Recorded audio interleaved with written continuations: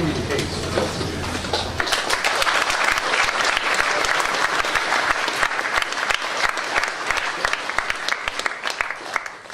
Good evening, Mr. President, ladies and gentlemen. I spend much of my time these days going around the country losing debates. Let's see if I can lose this one too, hard though it will be, given the performance put up by the proposition. I can still do it. Everyone, I've just been informed, could be a citizen of everywhere.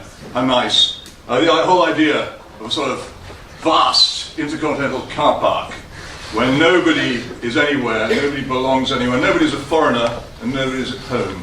There's these glinting, efficient people with their clipboards and safety helmets and safety glasses advance toward us saying, no, this must go, this must go, this must go. We must all be exactly the same in a place where nothing, whatever matters, and all we do is work and spend and have absolutely no connection whatsoever with our localities. Does this thrill you from the heart? I have to say I find it just a trifle bloodless as a concept.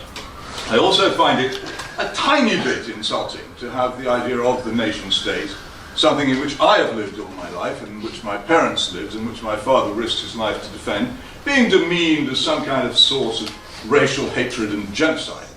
The particular nation state in which I have lived all my life has done none of those things at any stage, and cannot be accused of them, and has indeed done a great deal to prevent them. And I would think that it would be wise of people, if they wish to discuss this, to distinguish between certain types of nation states and other types of nation states.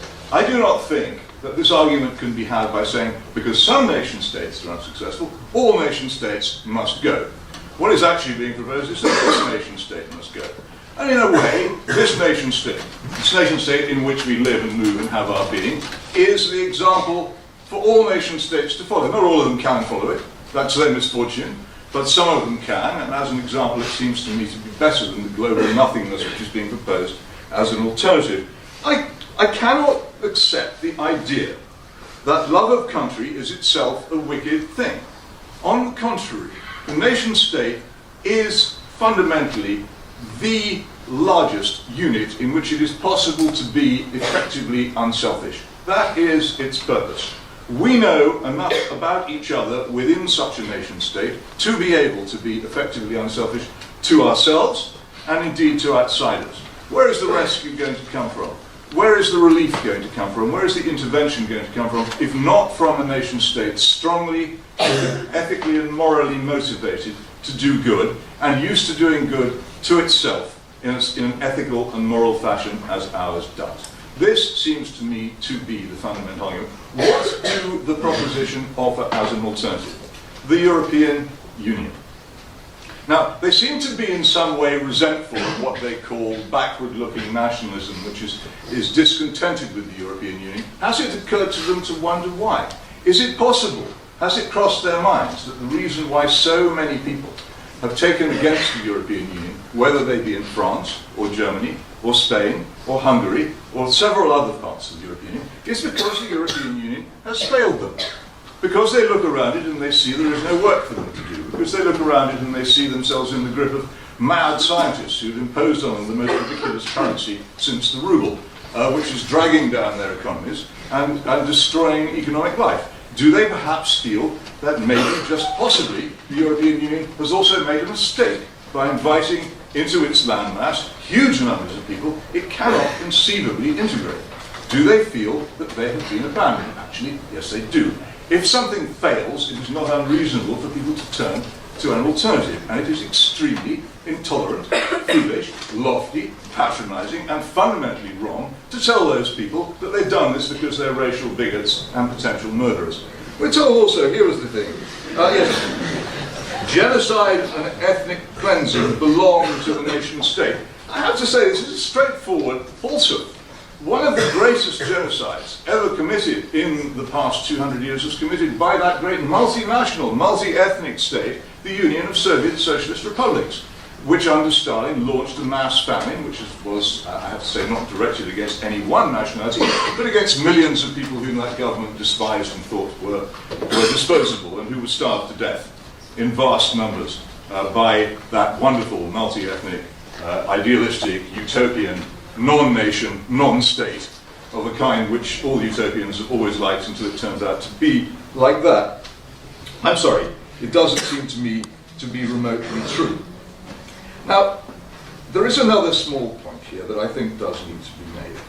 I don't know about you. I was very lucky in my upbringing. I grew up in a country which was still reasonably proud of itself, which regarded the fact that it was a place of liberty and the rule of law, where people were free to say and think what they liked, to assemble freely, where we had a free parliament, where our courts were just and incorrupt. I thought this was something to be proud of. And it wasn't just that. I also felt it was a place which it was possible to love. Not because I'm some kind of person who stands at attention to the national anthem, but because there is much about it that I love. From Portstone Hill, where my father is buried, in the Hampshire Chalk, not very far from the place where you could stand and look over the harbour from which he set out in warships for 30 years to defend this country against its enemies. Many, many parts of this country, a certain curve of the Thames, near Maple Durham, the Malvern Hills, the North Yorkshire Moors, move me in a way which no other country moves me. And I have travelled in my life to 57 different countries, and I have seen, I envy many of the wonderful things about France. I look at the Salle des Fresques in the Gare de Lyon. I think this idealized picture of a beautiful France inspires me and makes me, in some ways, wish that I was French and could be part of it, but I know that I'm not. That's their nation state. When I travel to Germany, I see the Bamberger Rider or the lovely sculptures in the cathedral at Naumburg, or many, many other features of that country, or listen to the music of Bach. I have an envy of what being German involves, or the lovely light-filled house of Goethe at Weimar. These things are beautiful and enviable, but different from us, and we are different from them. And it's a good thing we are different, because in those differences, many, many, many good things arise. And sometimes they mingle together, as in the music of Handel, who set to the most gorgeous music the words of the authorized version of the Bible, some of the most beautiful language ever written anywhere in the world. These are things of which to be proud, wherever you are. And there is no reason why we shouldn't be proud of our own. The nation state is not an evil thing. The nation state is the source of many good things. In some ways, the source of most good, because it is the place where we are enabled fundamentally to be, in this country, Christian, and therefore unselfish, and therefore capable of doing good. It is not something to be despised. It is not something to be swept away. If we sweep it away, we shall all gravely miss it. I would rather have what we have than the car park that the proposition proposed. Thank you very much.